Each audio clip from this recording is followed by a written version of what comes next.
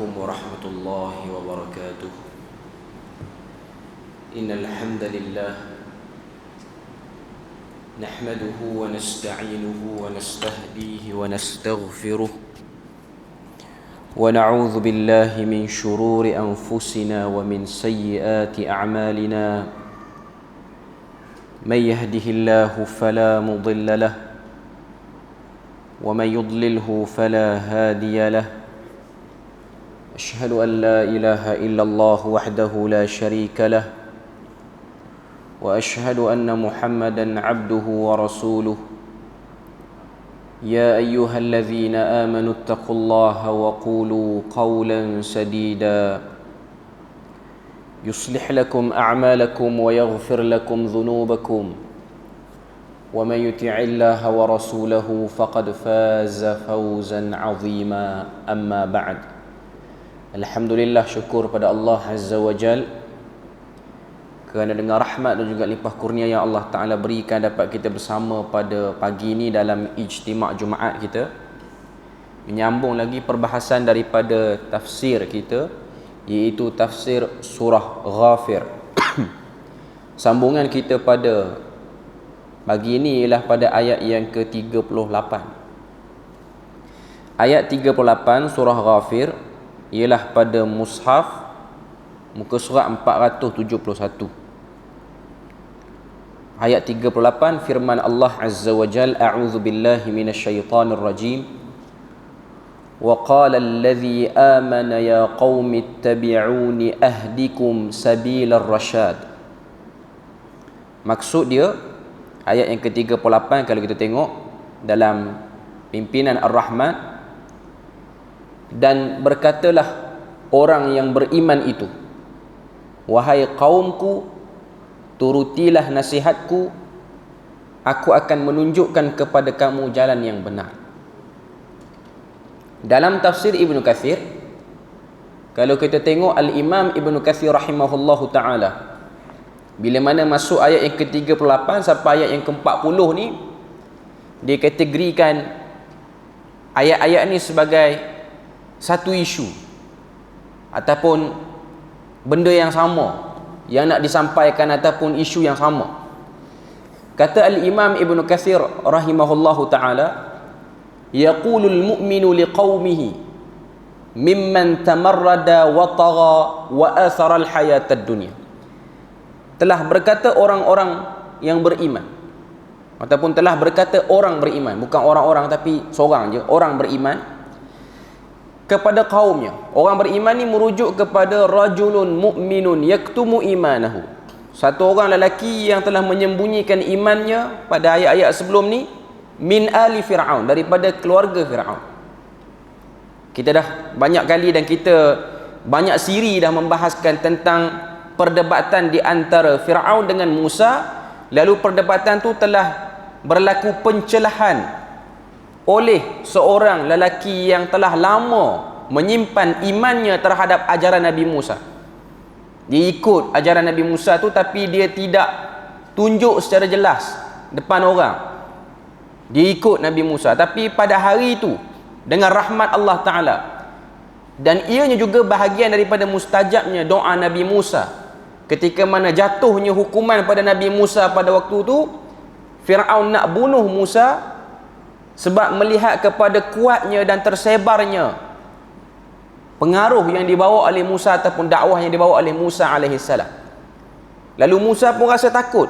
Sememangnya satu orang bila mana dia diburu ataupun dijatuhi dengan hukuman-hukuman yang berat daripada hukuman dunia ni, kita akan rasa takut, rasa gerun. Jadi dia berdoa kepada Allah Azza wa Jal, inni uztu bi rabbi, wahai Tuhan, aku berlindung denganmu daripada orang-orang yang mutakabbir, orang-orang yang sombong, iaitu merujuk pada Fir'aun.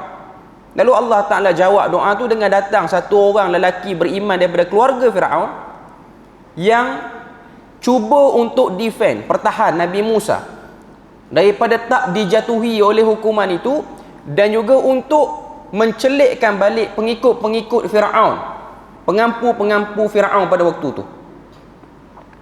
Jadi pada ayat yang ke-38 ni masih lagi ucapan lelaki ni, Apa dia kata kepada kaum dia? Ya qaumi ittabi'uni ahdikum sabilar rasyad. Wahai kaum, turutlah nasihat aku akan tunjuk pada kamu jalan yang benar. Dalam tafsir Ibnu Katsir, kata Imam Ibnu Katsir, kenapa jadi macam tu? Kenapa yang jadi pengikut-pengikut Firaun ni dia nak ikut juga Firaun? Tak nak berganjak daripada apa yang Firaun kempen dan berpaling daripada dakwah yang dibawa oleh Nabi Musa. Kata Imam Ibnu Katsir, kerana wa atharal hayatad dunya. Terkesan betul mereka ni dengan fasiliti dunia yang telah diwujudkan oleh Musa, yang diwujudkan oleh Firaun, bukan Musa, oleh Firaun. Maknanya Firaun telah mewahkan dia orang dengan banyak fasiliti, infrastruktur semua elok, kondusif. Maknanya kita boleh bayang pada waktu tu sistem perumahan yang ada di Mesir, asas-asas, benda-benda asas ni, makanan, minuman, semuanya terjamin elok. Kadang-kadang manusia dalam keadaan macam ni pun dia lupa.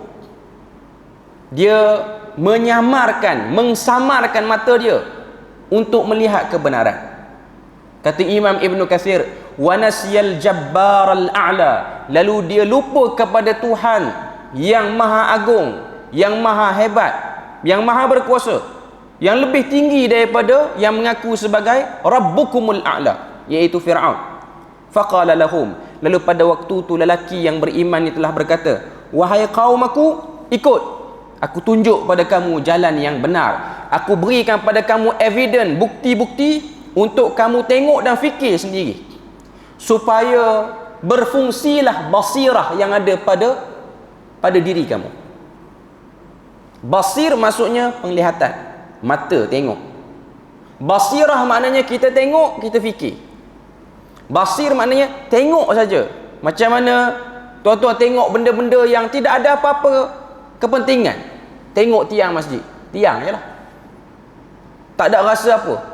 Kalau orang yang mungkin membesar dengan masjid ni, dia akan tengok tiang masjid ni, oh bukan senang nak dirikan masjid ni, perjuangan orang dulu. Itu pandangan dengan mata hati.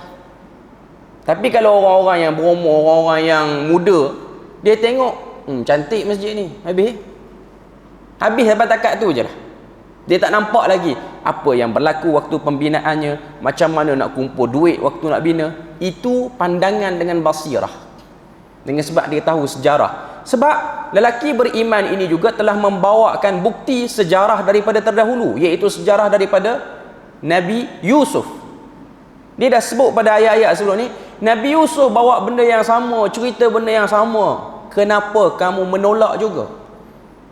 Apa yang Musa bawa dengan apa yang Yusuf bawa, kalau tak sebelah-sebelah, sama. Dia macam kembar, maknanya tauhid, benda yang sama saja. Tapi kenapa benda tu berlaku? Bahkan dulu pun kita melihat bagaimana kaum di negara ini, merujuk pada negara Mesir, setelah matinya Nabi Yusuf, telah membuat satu perkataan, mengeluarkan satu perkataan. Lepas pada ni tak nak dah Rasul-Rasul ni, penat Rasul-Rasul ni. Itu pada ayat sebelum ni. Okay. Kemudian Allah Ta'ala sebut lagi, apa lagi kata-kata dia? Ya qaumi innama hadhil hayatud dunya mata' wa innal akhirata hiya darul qarar. Allah Ta'ala sebut pada ayat yang ke-39, wahai kaumku, sesungguhnya kehidupan dunia ini hanyalah kesenangan yang bersifat sementara waktu sahaja, dan sesungguhnya hari akhirat itu sahajalah negeri yang kekal. Ayat 39 Allah Ta'ala sebut tentang hakikat dunia, hakikat fasiliti, hakikat infrastruktur yang telah dibuat oleh Firaun. Itu semua akan hancur. Bahkan Tuhan telah sifatkan, bukan setakat yang Firaun buat, seluruh, bukan hanya yang ada dalam Mesir, semua tempat-tempat lain di dunia, di mana-mana tempat yang namanya dunia ni, sifatnya ialah mata', pakai sekejap, buang. Saya mungkin pernah sebut di sini dulu, cuma saya tak pasti di sini kan atau tempat lain, rasanya di masjid ni lah, tapi bukan untuk Ijtima' Jumaat pada kuliah maghrib kot. Perkataan mata' dalam bahasa Arab, ianya ialah bermaksud kain perca yang digunakan oleh perempuan-perempuan zaman dulu untuk tahan darah haid dia. Sekarang ada tuala wanita. Dulu dia panggil mata'. Mata' ni ialah kain perca. Kain perca ni dia tidak akan digunakan untuk lap muka, tapi dia akan guna untuk lapik darah haid itulah. Pakai basuh, pakai basuh. Dan orang tak akan gunakan untuk kegunaan lain. Itulah perumpamaan dunia. Guna untuk lapik benda-benda yang tak bersih. Mungkin boleh recycle, boleh basuh. Dia macam kalau kita nak bagi nampak ni lah. Zaman dulu orang tak pakai pampers lagi, anak-anak kecil ni orang pakai lampin yang boleh basuh tu. Lampin boleh basuh. Okay. Lampin yang dia ada bahagian plastik dia ada bahagian kain dia. Tapi lampin tu kadang-kadang bila anak dah besar, kain lampin tu orang guna jugalah untuk lap muka pun. Okay. Tapi untuk kain perca, saya tak pasti orang Melayu kita dulu macam mana. Orang perempuan dulu-dulu macam mana kalau dia orang datang haid dia guna apa? Rasanya kain perca juga. Tapi masyarakat Arab dia guna mata' ni lah, kain perca ni. Tuhan buat perumpamaan, dunia ini ibarat kain perca. Bukan kain perca yang buat lap pinggan tu, ataupun kain perca yang buat lap meja. Yang tu taklah teruk dan tak hina sangat, taklah malu sangat kalau nampak di khalayak umum. Tapi kain perca yang orang akan sembunyikan, iaitu kain perca yang digunakan untuk melapik darah haid ataupun istihadah. Perumpamaan dunia maknanya terlalu teruk, terlalu tak padan untuk kita memberi fokus yang over sangat untuk bermain di kawasan tu saja. Sebab tu ayat 39 Allah Ta'ala sebut, kata-kata lelaki yang beriman ini, ketahuilah kehidupan dunia, hayatud dunia mata'un, kehidupan dunia itu ialah satu benda yang sementara. Maknanya taklah pakai secara selama-lamanya. Maknanya kalau kita bagi perumpamaan lagi mudah nak faham, kain perca tu kalau perempuan tu dah berhenti haid, dia tak pakai dah lah, dia letak lah. Tapi dia letak pun dia tak akan lipat elok, dia tak akan letak bagi orang nampak. Maknanya orang masuk rumah, ruang tamu nampak kain perca dulu. Tak, benda tu bukan perhiasan pun. Benda tu bersifat privacy. Orang tak akan tayang benda tu. Maknanya dahlah guna sementara. Tidak dijadikan sebagai kemasyhuran juga, tidak dijadikan sebagai pameran juga. Maknanya itulah hakikat dunia. Wa innal akhirata hiya darul qarar, dan ketahuilah bahawasanya akhirat itu ialah negeri yang kekal. Qarar maknanya tempat kita menetap di situ. Tempat kita akan kekal di situ. Itulah zahirnya dan itulah realiti kepada dunia dan akhirat. Bila mana ayat ni dilontarkan kepada orang-orang yang pro kepada Fir'aun pada waktu tu, sedikit sebanyak di kalangan mereka baru berfungsi panca indera tu. Tengok infrastruktur yang Fir'aun buat ni. Sebenarnya infrastruktur ni satu masa nanti dia akan musnah jugalah, dia akan hancur. Sebenarnya kalau tak Fir'aun yang jadi raja, mana-mana orang, mana-mana pemerintah pun bab fisiologi, bab keperluan asas ni memang dia kena buat. Yang Islam pun kena buat, yang kafir pun kena buat. Namanya pemimpin. Jangan hanya kerana Fir'aun buat bagus kita kena ikut, termasuk akidah dia yang batil, tak perlu ikut. Kalau dia buat bagus, dia jaga bab berkaitan dengan keperluan ataupun bab berkaitan dengan kebajikan ni dia jaga, tidak menjadi satu kemestian untuk kita ikut semua, termasuk daripada akidahnya ataupun kepercayaannya. Tuan-tuan boleh bayang suasana pada waktu lelaki ni sebut, ianya di hadapan Firaun sendiri, ianya di hadapan Musa, ianya di hadapan orang kebanyakan, dan sudah pasti lelaki yang sebut perkataan ni bersedia menerima apa-apa saja kesan daripada kata-kata dia.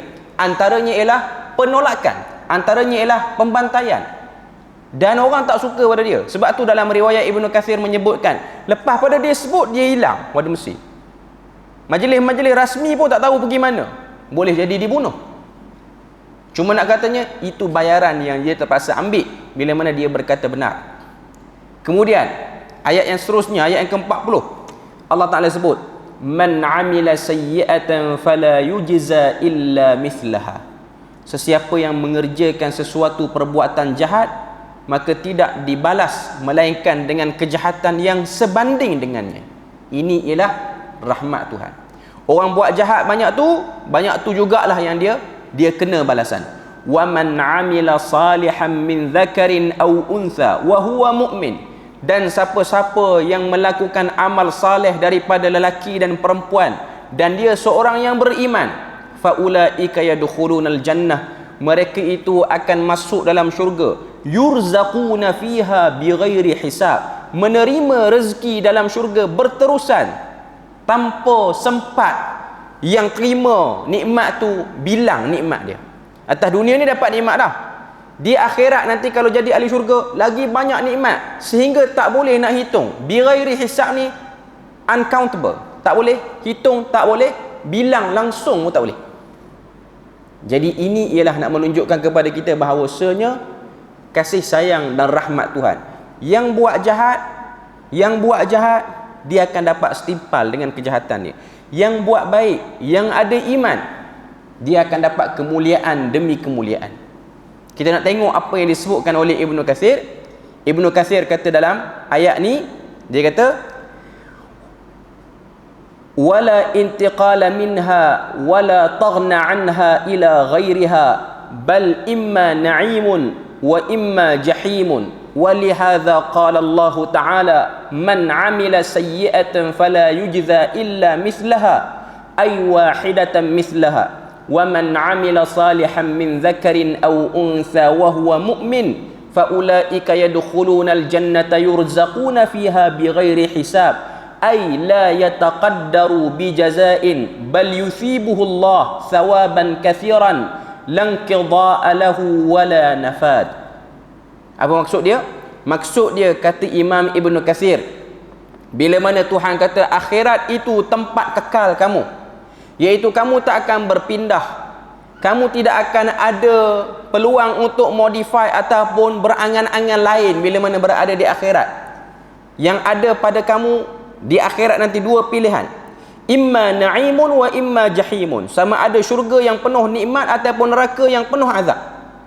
Demikianlah Allah Ta'ala menyebut pada ayat yang ke-40, kata Imam Ibnu Katsir, dengan sebab Tuhan nak sebut dia ada banyak kelebihan, dia ada banyak fadilat, dia ada banyak nikmat-nikmat yang dia nak beri kepada hamba dia, yang hamba dia tak pernah nampak dan tak pernah rasa pun. Tapi khusus kepada orang yang bersabar, orang yang berpenat lelah melakukan amal ibadah dalam keadaan dia tak tahu pun besar mana Tuhan nak bagi, cuma dia yakin, semata-mata yakin. Dia hanya beriman dengan maklumat yang dia dengar di telinga dia. Tuhan kata buat baik dapat pahala yang banyak, dia berimanlah. Tapi dia pun tak tahu macam mana besarnya nikmat yang Tuhan nak bagi itu. Sebab itulah ada benda-benda yang kita tak tahu, bila mana kita tahu itu nikmat dia lebih sikit, baru tahu, dilewatkan pengetahuan terhadap nikmat itu, dia lebih surprise, dia lebih ada kejutan. Jadi ayat ni dia ada takhwif dan dia ada tabsyir, dia ada ancaman dan dia juga ada berita gembira. Cuma saya nak sebut pendirian yang telah diambil oleh lelaki beriman ini ialah memberanikan diri dia, mengorbankan diri dia untuk dilihat sebagai orang yang berhaluan kiri daripada Firaun. Sebenarnya yang haluan kiri itu Firaun, dia haluan kanan lah. Dia tu haluan kanan. Sebab yang haluan kiri itu, yang tak betul tu ialah Firaun. Dia telah memberikan jiwanya, menjual dirinya kepada Tuhan untuk Tuhan tengok, inikah pengorbanan hamba-Ku kepadanya. Sebab tu dalam surah At-Taubah Allah Ta'ala sebut, innallaha ashtara minal mu'minina anfusahum wa amwalahum bi anna lahumul jannah. Allah Ta'ala beli daripada orang-orang yang beriman itu dirinya dan hartanya untuk dapat syurga. Maknanya tak ada cara lain untuk kita dapat syurga dengan berani dan dengan beri. Kalau kita tak nak beri dan kita penakut, tak ada syurga bagi kita. Itu sihir mudah dia. Itu ialah kaedah umum yang kita kena tahu. Penakut, kedekut, bunyi pun lebih kurang. Penakut dan kedekut, tak ada syurga.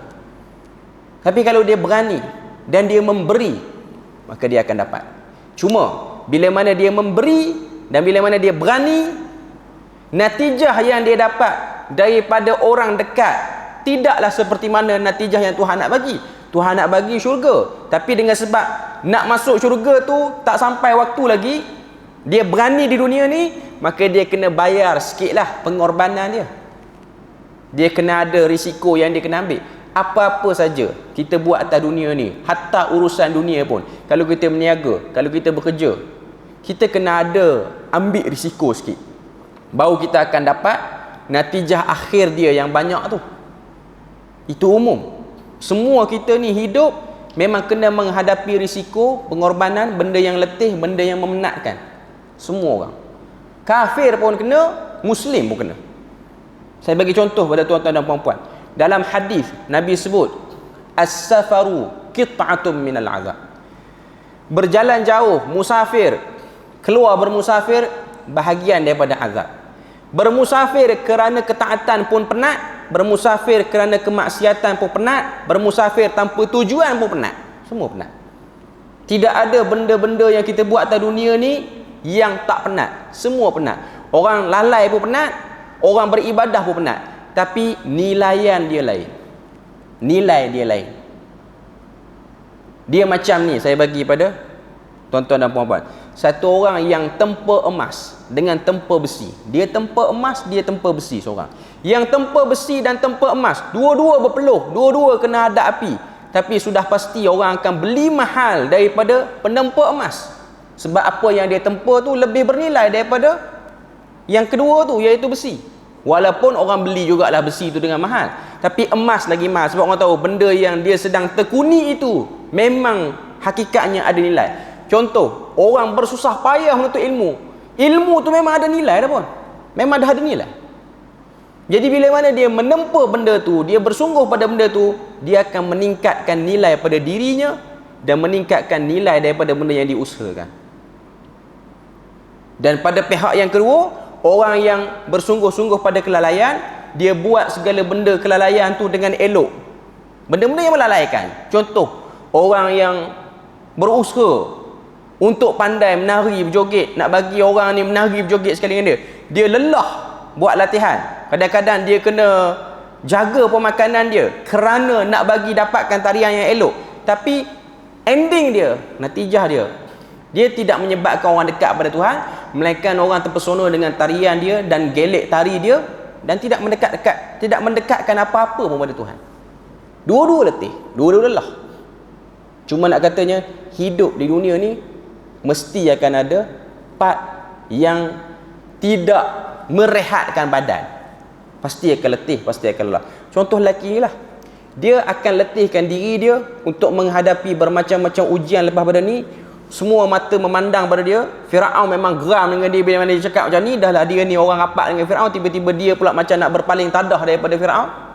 Maka selesai dia bercakap, kenalah dia lepas pada ni. Tapi dia telah membuat satu bayaran yang besar, yang mana dia akan dapat keuntungan yang berlipat kali ganda di akhirat. Okay. Ayat 41. Okay, kita tengok ayat yang ke-41.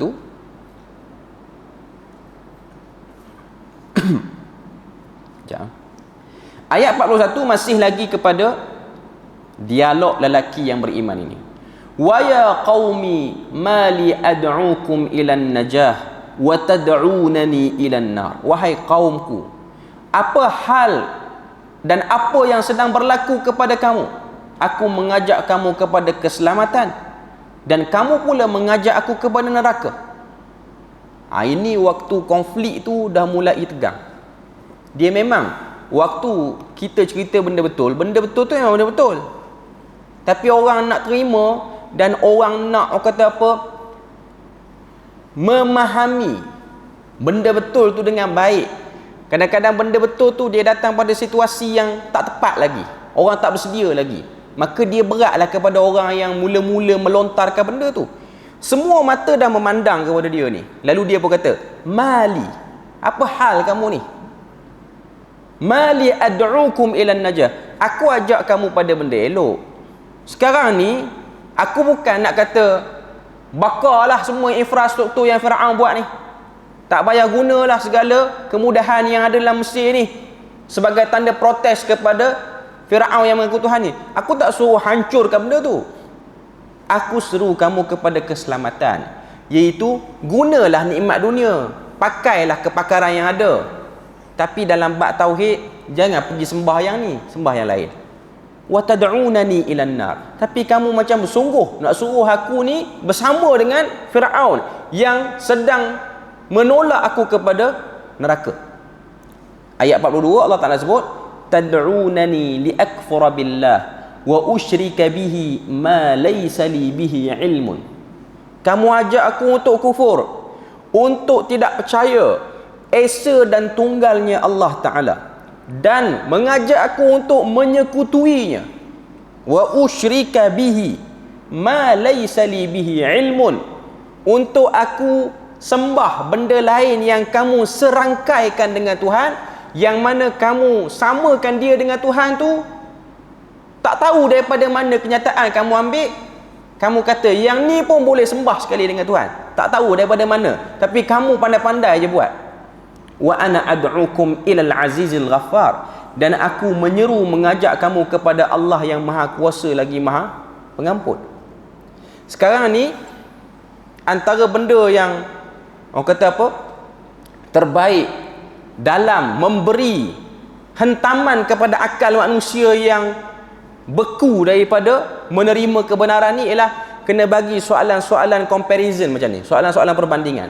Aku ajak kamu kepada benda tak betul, pada benda betul, kamu ajak aku pada benda tak betul. Aku ajak kamu kepada keampunan Tuhan, kamu ajak aku kepada murka Tuhan. Kamu nampak tak benda tu tak seimbang langsung? Ini cara dia nak tarik perhatian, get attraction daripada orang ramai, supaya apa yang dia sebut tu ialah hujahan yang kuat yang akan membungkam Firaun. Maknanya pasti akan mendiamkan Firaun serapat-rapatnya. Firaun tak boleh kata apa dah. Kemudian ayat yang ke-43 Allah Ta'ala sebut, la jarama annama tad'unani ilaihi lahu da'watun fid dunya wala fil akhirah wa anna maraddana ila Allah wa annal musrifina hum ashabun nar. Tidak syak lagi bahawa makhluk-makhluk yang kamu ajak aku menyembahnya itu tidak dapat menyahut sebarang seruan. Segala seruan-seruan yang kamu wujudkan itu, yang kamu sangka ianya dekat dengan Tuhan, seruan-seruan itu hakikatnya seruan yang lemah. Kamu je sangka seruan kamu itu berbalas, bersahut, tapi hakikatnya ia bukan satu benda yang bersahut. Tak pun. Allah Ta'ala sebut dalam ayat ni, laisa lahu da'watun fid dunya wala fil akhirah. Seruan yang kamu buat tu tidak disambut di dunia, apatah lagi di akhirat. Maknanya sembah berhala, berdoa kepada benda-benda yang salah tu tak memberi apa-apa peluang baik ataupun manfaat kepada kamu sekalipun. Wa anna maraddana ila Allah, dan sesungguhnya tempat kembali kita semua kepada Allah Azza wa Jal. Kemudian Allah Ta'ala tutup ayat 43 dengan Allah Ta'ala sebut, wa annal musrifina hum ashabun nar. Sesungguhnya orang-orang yang melampau kejahatannya. Daripada awal cerita tentang lelaki beriman yang menyembunyikan iman dia ni, antara benda yang selalu ditekankan ialah bertembung dengan kaum yang melampau. Bila mana dia sesat, dia melampau. Bila mana dia ikut satu pandangan, dia melampau. Kemelampauan inilah yang akan mendekatkan orang tu kepada kecelakaan. Sebab tu Tuhan sebut, wa annal musrifina hum ashabun nar. Orang-orang yang melampau ini, melampau dalam mengangkat satu tokoh, melampau dalam mengangkat satu pandangan, melampau dalam mengangkat satu ideologi, melampau dalam apa-apa semua, itu akan mendekatkan dia kepada kecelakaan. Cuma merujuk kepada ayat ni, mereka yang melampau kepada Firaun sehingga kabur, sehingga samar matanya, mata lendirnya ada tapi mata basirahnya buta, mengakibatkan mereka mendekatkan diri mereka selangkah demi selangkah kepada neraka, walaupun mereka itu mendapat kesenangan yang diberikan oleh Firaun. Firaun penuhkan infrastruktur, Firaun bagi kepada dia bermacam-macam, penuhi kebajikan, tapi hakikatnya mereka sedang mendekatkan diri pada murka Tuhan, dan tidak berlaku gangguan kepada diri mereka itu. Maknanya infrastruktur yang diorang dapat, rumah elok, air semua elok, dan mereka kekal lama, dan mereka tengok Musa dan pengikutnya makin hari makin susah. Itu kadang-kadang menyebabkan dia jadi seronok tengok orang yang dia lawan tu makin jatuh. Kejatuhan pihak yang dia lawan itu bukan menjadi tanda dia berada pada pihak yang benar. Yang menang tak semestinya benar, yang kalah tak semestinya salah ataupun tak betul. Jadi lelaki ini masih lagi cuba nak convince, masih lagi cuba nak yakinkan. Kalau tak boleh yakinkan Firaun, tak apalah, bagi yang ikut-ikut ni berfungsi baliklah dia punya panca indera tu. Kemudian ayat yang ke-44 Allah Ta'ala sebut, fasatazkuruna ma aqulu lakum. Kiranya, kalau dalam terjemahan pimpinan Ar-Rahman, dia buat satu bracket, iaitu bracket tu tambahan pada dia lah, kurungan tu, kiranya kamu tetap berdegil. Itu bukan terjemahan, itu ialah huraian daripada penterjemah, iaitu Abdullah Basmi. Fasatazkuruna ma aqul lakum, maka kamu ingatlah apa yang aku ucapkan pada kamu. Maknanya kalau kamu tetap degil, kamu ingatlah apa yang dah aku sebut ni. Aku sebut depan Firaun, aku sebut depan Musa, aku sebut depan kamu semua penduduk Mesir. Wa ufawwidu amri ilallah. Ini ayat last. Sebab kita kena sedar, kita cakap benda betul, kita kena sedar kita tiada kuasa memaksa orang untuk ikut benda yang kita cakap, hatta pihak yang tak betul ataupun pihak yang betul. Sebab yang memegang hati manusia bukan kita. Yang memegang hati manusia ialah Allah Azza wa Jalla. Dan yang ada kuasa untuk mengarahkan diri dia ke benda-benda yang tak elok, itu ialah dorongan nafsu mereka dengan keizinan Tuhan. Innallaha basirum bil ibad. Kemudian tutup ayat 44 tu dengan Allah Ta'ala kata, Allah Ta'ala melihat dengan teliti setiap keadaan hamba-hambanya. Maknanya Tuhan tengok, walaupun leka, lalai, sombong, melampau, Tuhan tengok. Tak ambil tindakan lagi, tapi tengok dulu. Sebab mungkin Tuhan akan jatuhkan pada kedudukan yang paling hina. Macam saya sebutlah, kemelampauan Firaun sehingga mencabar rububiyatillah, ketuhanan Tuhan, sehingga dia kata Rabbukum. Perkataan Rabb ni maksudnya pemelihara. Dia telah kata diri dia pemelihara alam ni. Dia telah kata diri dia penjaga pada alam ini. Itu yang Firaun buat. Yang mana benda ni telah menyebabkan sampai pada tahap yang luar daripada tahap orang-orang degil sebelum pada tu. Ada orang degil sebelum pada tu, ada orang yang ketegak sebelum pada tu, tapi taklah sampai tahap macam tu. Tapi mari tang Firaun ni lain macam. Dia pergi sampai tahap dia mengaku dia Tuhan. Bila mana dia mengaku Tuhan, Tuhan biarkan dia makin luas tanah jajahan dia, dia makin ramai pengikut dia, makin kuat pengaruh dia, makin kaya harta dia, makin elok dia punya pengurusan kerajaan dia. Sebab kita kena tahu, keberhasilan Firaun ini kerana mempunyai orang-orang rapat yang pandai mentadbir. Kita kena tahu bahawasanya di Mesir pada waktu tu menteri-menteri yang mengelilingi Firaun ni ialah orang-orang yang memang good governance lah, orang-orang yang pandai mengurus. Sebab tu Mesir pada waktu tu digambarkan sebagai sebuah tamadun yang sangat hebat, sangat-sangat hebat. Tuan-tuan jangan tengok Mesir zaman Firaun dengan Mesir sekarang. Mesir sekarang memang tak berapa nak sejuk hati sangat lah tengok. Cuma nak katanya itu ialah realiti pada zaman tu.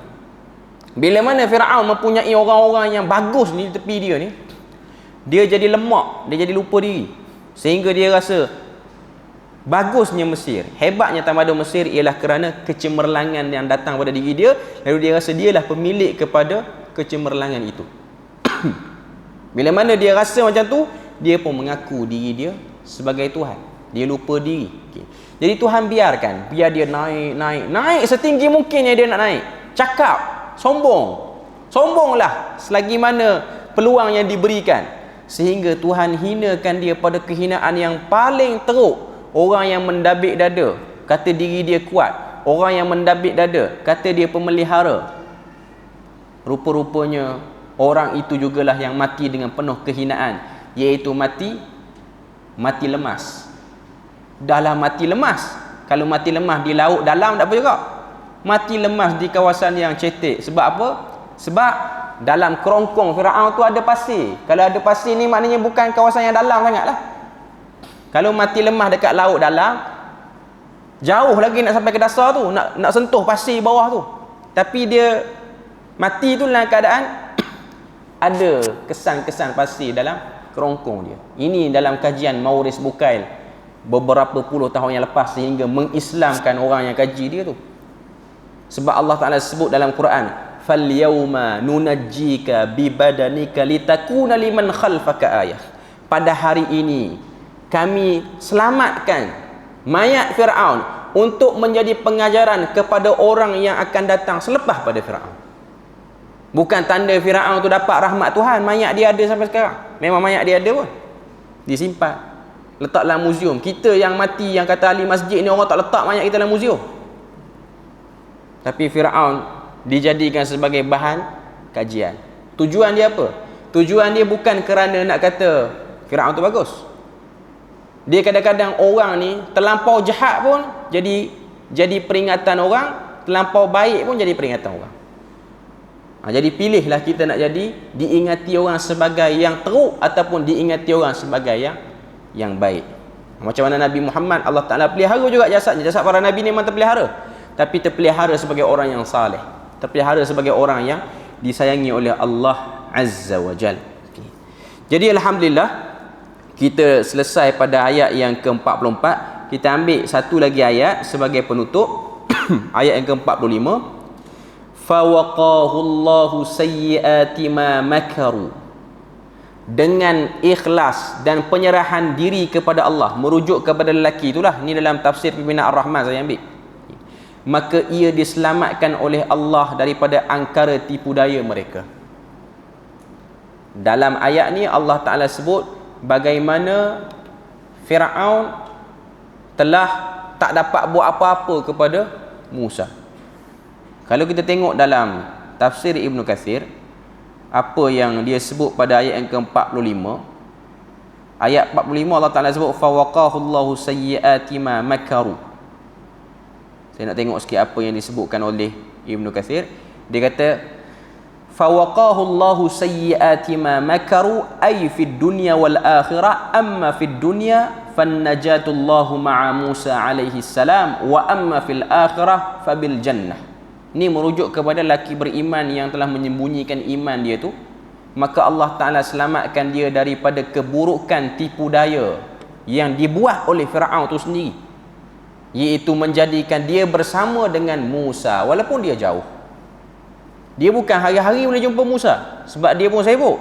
Dia pun duduk dalam pentadbiran, dia pun duduk dalam kawalan istana Firaun. Tapi Allah Ta'ala jadikan hidayah tu sampai pada dia, dengan sebab hati yang memang nak kepada hidayah. Dan Allah Ta'ala sebut Allah Ta'ala selamatkan dia juga di akhirat dengan dijanjikan kepada dia syurga. Wa haqa bi ali fir'auna su'ul azab. Dan Firaun bersama kaum-kaumnya ditimpa azab seksa yang seburuk-buruknya. Keputusan Tuhan beri. Keputusan Tuhan beri kepada lelaki beriman ini, dia selamat daripada tipu daya syaitan dengan menjadi pengikut Musa, dan dia selamat di akhirat dengan menjadi sebagai ahli syurga. Dan telah jahanam dan celakalah Firaun bersama pengikut-pengikutnya yang lain yang masih lagi buta hati dengan apa yang telah dituturkan oleh lelaki beriman ni. Cuma saya nak katanya, bila mana dia tahu kebenaran, dia kempen kebenaran. Dan macam saya sebut tadi lah, bila mana kita kempen kebenaran ni, pasti akan ada cabaran dia. Dia tak boleh kempen macam kita kempen jual barang. Jual barang pun kadang-kadang orang tak beli, orang tak peduli ni pun kita terkesan. Apatah lagi kita kempen orang pada benda betul, orang kacau kita, orang sakiti kita, orang torture kita, itu lagi berat, terkesan daripada benda tu. Cuma saya nak katanya ialah macam yang kita dah sebut daripada surah At-Taubah tadi, Allah Ta'ala ni dia beli jiwa dan harta orang beriman untuk orang beriman tu dapat syurga. Dan setiap pembelian itu Tuhan sebut mereka akan kena sikit risiko, iaitu susah, payah, tak senang kepada orang lain, tak maju dari segi dunia berbanding orang lain. Tapi itu sementara sahaja. Sebab kita dah lalu tadi ayat Allah Ta'ala sebut pada pada ayat yang keberapa tadi? Ayat yang ke-39, innama hadhil hayatud dunya mata'. Ketahuilah sesungguhnya kehidupan dunia itu kain perca yang terhina, bukan kain perca yang masih lagi boleh dilihat oleh orang-orang awam. Saya dah sebut tadi, mata' ni ialah kain perca yang diguna untuk perempuan datang haid, bukan kain perca yang digunakan untuk lap, tingkap apa semua. Itu elok lagi, sebab kita jemur orang nampak. Kain perca macam ni orang tak akan jemur tempat terbuka, orang akan jemur secara privacy, orang akan jemur tempat tertutup. Maknanya malunya nak tunjuk itu kain perca, walaupun tak ada apa pun hakikatnya, tapi ianya bab daripada kehinaan. Jadi kita berharap semoga Allah Ta'ala tidak menjadikan kita golongan yang terpedaya dengan kehidupan dunia dan tak menjadikan diri kita sebagai orang yang melampau dalam kehidupan dunia juga. Dan rasanya kita berpada situ je ayat yang ke-45. InsyaAllah kita sambung minggu depan. Tak ada, minggu depan Kampungan Sunnah sekali lagi, minggu sekali lagi, iaitu pada ayat yang ke-45 kita akan sambung. Moga Allah Ta'ala beri rahmat dan berkat. Subhanakallahumma wa bihamdik, asyhadu an la ilaha illa anta wa astaghfiruka wa atubu ilaik. Wassalamualaikum warahmatullahi wabarakatuh.